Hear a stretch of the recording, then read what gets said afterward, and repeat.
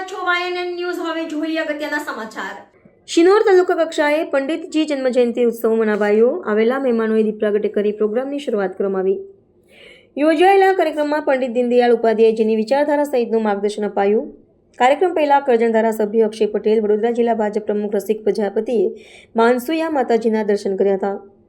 ગુજરાત પ્રદેશ આયોજિત પંડિત દીનદયાળ ઉપાધ્યાયજીની જન્મજયંતિ પર્વ કાર્યક્રમ યોજાયો. પંડિત દીનદયાળ ઉપાધ્યાય વિચાર સંઘ ગુજરાત પ્રદેશ દ્વારા આયોજિત યોજાતો કાર્યક્રમ શિનોરના અંબાલી ગામ પાસે આવેલા અનસુયા માતાજી મંદિરના પટાંગણમાં યોજાયો. કાર્યક્રમ કરજણ ધારાસભ્ય અક્ષય પટેલ, વડોદરા જિલ્લા ભાજપ પ્રમુખ રસિક પ્રજાપતિ, મહેશ્વરી ઉપાધ્યાય, પંડિત દીનદયાળ ઉપાધ્યાય વિચાર સંઘ ગુજરાત પ્રદેશ Vadodara, sugar chairman Patel જીતેન્દ્રભાઈ, Shinor APMC chairman Sachin Patel, Shinor તાલુકા પ્રમુખ સંકેત પટેલ સહિત સંઘ ભાજપના હોદ્દેદારો હાજર રહ્યા.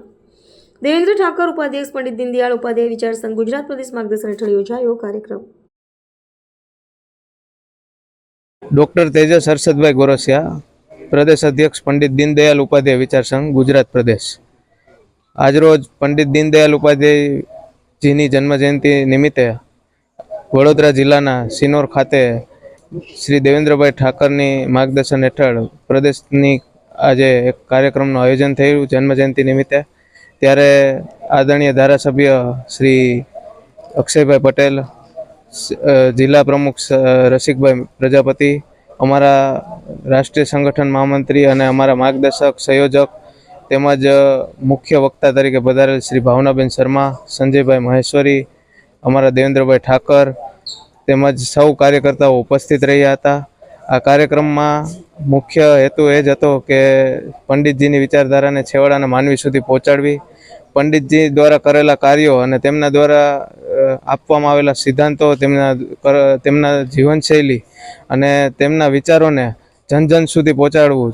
અને મુખ્ય હેતુ જે એનો હતો કે એકાત્મ માનવવાદ અને અંત્યોદય, જે બે એના સિદ્ધાંત મુખ્ય હતા કે જે આજે આદરણીય વડાપ્રધાન શ્રી નરેન્દ્રભાઈ મોદી તેમજ ભૂતપૂર્વ વડાપ્રધાન અને શ્રદ્ધેય અટલ બિહારી વાજપેયીજીએ પણ સાકાર કર્યા.